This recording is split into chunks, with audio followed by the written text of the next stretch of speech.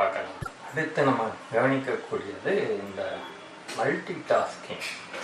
இந்த multi tasking பண்ணுறது ரொம்ப நல்லது, ரொம்ப ரிஸ்காவாக இருக்கிறவங்களாம் பண்ணுவாங்கன்ற மாதிரி ஏதோ நம்ம மண்டலை அழித்து இறக்கியிருக்காங்க ரொம்ப நாளாக.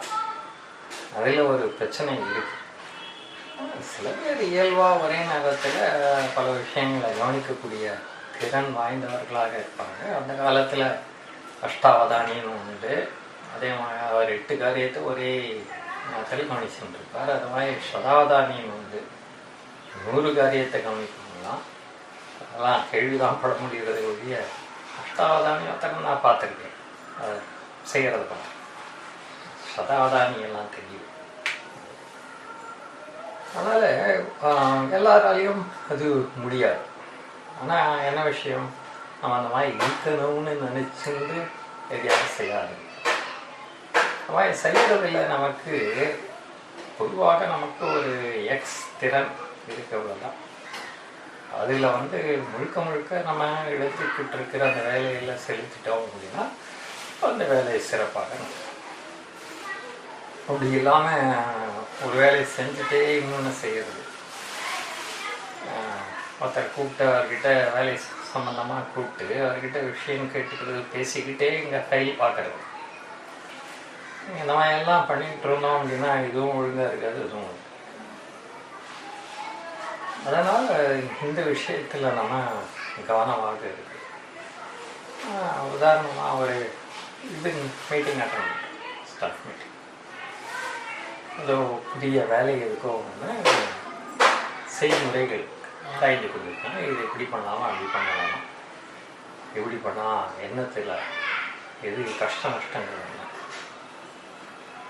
அதில் கஷ்ட நஷ்டங்கள் என்ன, இதில் கஷ்ட நஷ்டங்கள் என்ன அப்படின்னா அது செய்ய சரியாக இருக்கும், யார் செய்வாங்க, இதெல்லாம் ஒரு முக்கியமான மீட்டிங்.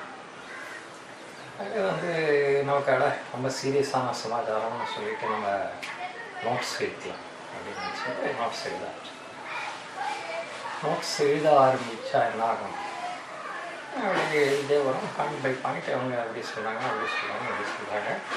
திடீர்னு ஒருத்தருடைய குரல் ஒங்கி இருக்கிறது, இன்னொருத்தர் உடனே இடைமுயற்சி அவங்க எதை கத்துறாங்க சொல்கிறாங்க. நமக்கு புரியலை.